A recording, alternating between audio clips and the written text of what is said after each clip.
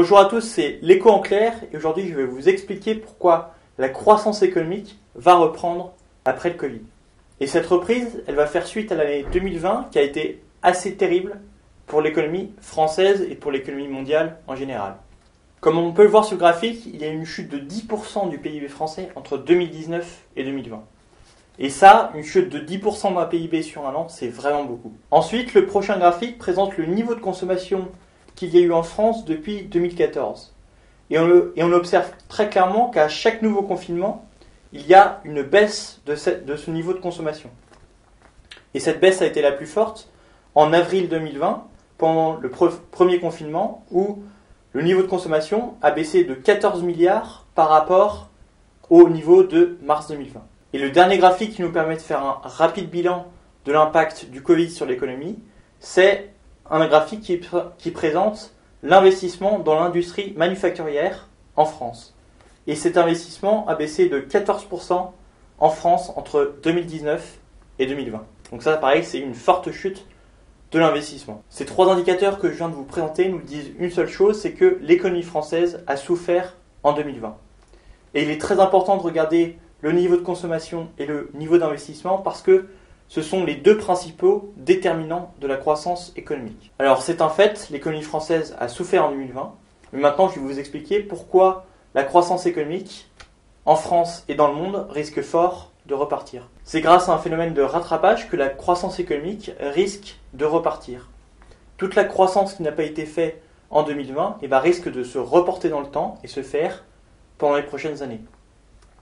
Alors, ce phénomène de rattrapage s'explique de bien des manières, mais moi je vais vous expliquer deux raisons principales qui se ressemblent un peu, c'est-à-dire la consommation différée et l'investissement différé. Si on reprend le graphique que je vous ai présenté juste avant sur le niveau de consommation en France, on remarque qu'on a à la fois des baisses pendant les confinements et à la fois des hausses dans les périodes qui suivent les confinements. Et ça s'explique parce que tout l'argent qui n'a pas été dépensé pendant les confinements, donc par exemple pour aller au restaurant ou pour partir en vacances, ces dépenses, elles sont reportées dans le temps pendant les périodes où, justement, l'activité reprend et les commerces réouvrent. Donc ça, en fait, c'est une sorte de déplacement de l'activité française dans le temps. La deuxième raison qui explique ce phénomène de rattrapage, c'est l'investissement différé. C'est-à-dire que les entreprises vont avoir moins investi en 2020, mais ensuite reporter ces investissements pendant les prochaines années. Donc ça, on le voit, c'est un mécanisme qui est assez similaire à celui de la consommation différée. Mais par contre, les raisons de cet investissement différé sont pas les mêmes pour les entreprises que pour les ménages. Une entreprise, pour investir, a besoin d'avoir confiance en l'activité économique. Et ça, cette confiance, les entreprises l'ont perdue en 2020 parce qu'elles savaient que potentiellement, du jour au lendemain, il y aurait de nouvelles restrictions sanitaires. Et comme on l'a vu sur le graphique de la consommation, ces nouvelles restrictions sanitaires ont des impacts énormes sur la consommation. Et puisqu'il y a une baisse de la consommation, les entreprises vont avoir beaucoup plus de mal à vendre leur production, puisqu'il y a moins d'argent qui est dépensé dans les achats de biens et de services. Et puisqu'elles savent qu'elles auront plus de mal à vendre leur production, les entreprises vont baisser leur niveau d'investissement. Donc c'est parce qu'elles perdent confiance dans l'activité économique que les entreprises baissent leur niveau d'investissement. Mais aujourd'hui, grâce notamment à la vaccination, le climat économique paraît plus stable et plus prévisible. Donc les entreprises reprennent confiance en la vie économique.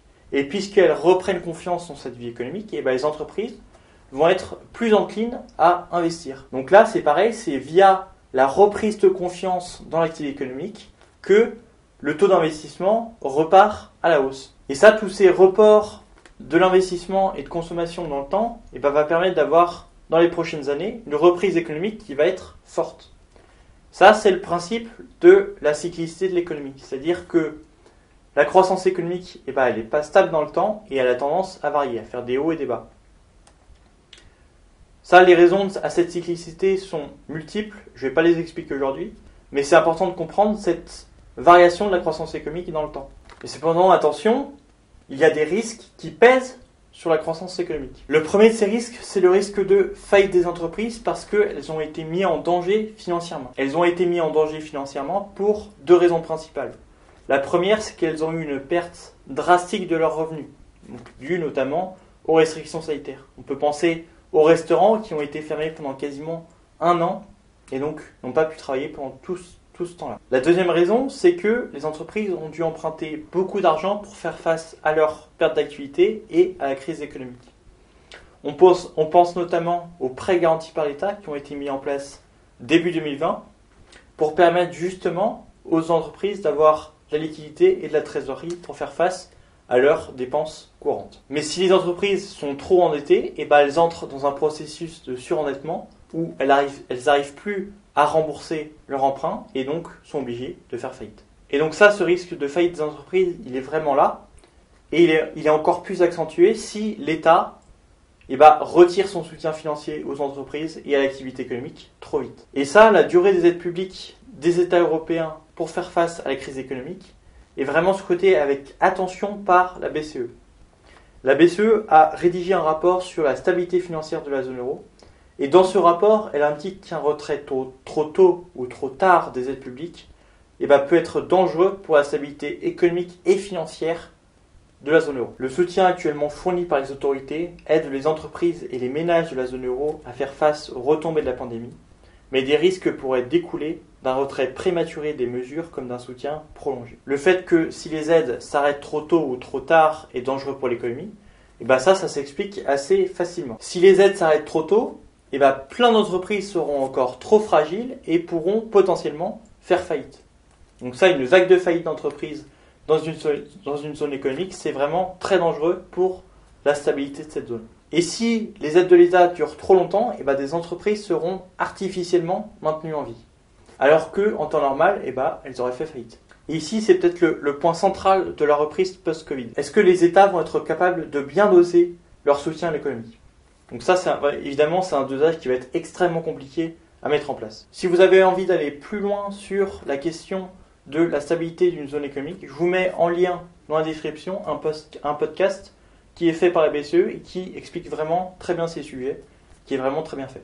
En tout cas, je vous remercie d'avoir regardé cette vidéo, j'espère qu'elle vous a plu. Si vous avez des questions, laissez-les dans les commentaires, je serai ravi d'y répondre.